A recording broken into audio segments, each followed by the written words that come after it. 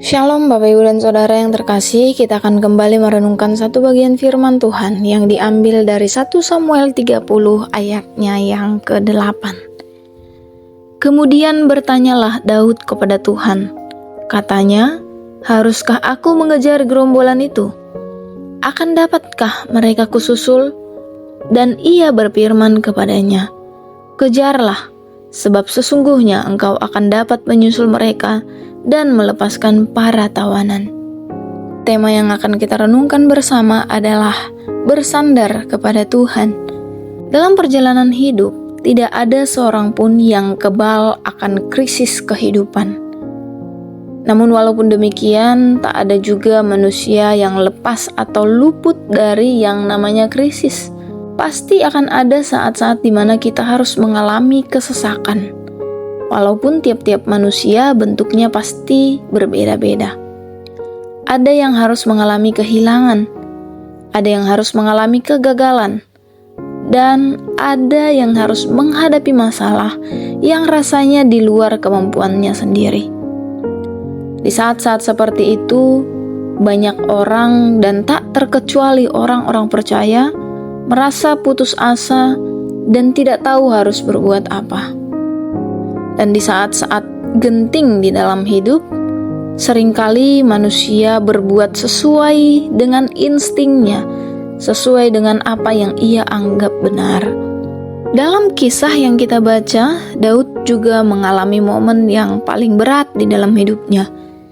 Pada saat itu, ia turut berperang bersama dengan Akis, yaitu raja orang Filistin. Dan pada saat ia kembali ke Ziklag, yaitu tempat ia bersemayam, ternyata semua yang ia miliki telah habis. Keluarganya jadi tawanan musuh dan harta bendanya semuanya diambil. Bahkan orang-orang yang selama ini setia bersama-sama dengan Daud juga berubah menjadi ancaman baginya. Sebab keluarga dari orang-orang ini juga menjadi tawanan musuh. Mereka mendesak Daud untuk bertindak. Mereka marah karena keluarga mereka juga tertawan. Namun di tengah-tengah kekacauan yang Daud hadapi, ia tidak membiarkan dirinya dikuasai oleh kekhawatiran dan kemarahan. Pada ayat yang ke-8 ini kita melihat bahwa Daud meminta petunjuk Tuhan. Ia menguatkan dirinya di dalam Tuhan dengan cara bertanya kepada Tuhan, apa yang harus ia lakukan? Haruskah aku mengejar mereka? Nah, Bapak, Ibu, dan Saudara yang terkasih, jikalau kita mengalami atau kita berada di dalam posisi Daud ini, kita pastinya berpikir bahwa ini buang-buang waktu rasanya. Masakan di dalam kondisi yang begitu mendesak kita harus menunggu dan kita harus menanti jawaban Tuhan. Dalam logika kita, Daud ini aneh. Sempat-sempatnya ia bertanya kepada Tuhan, padahal ini kondisinya sangat-sangat genting. Namun disinilah letak kekuatan Daud. Bagi kita, selagi kita bisa bergerak cepat, kita akan selalu melakukan dan bertindak dengan cepat sesuai dengan apa yang menurut kita baik, bukan menurut Tuhan baik.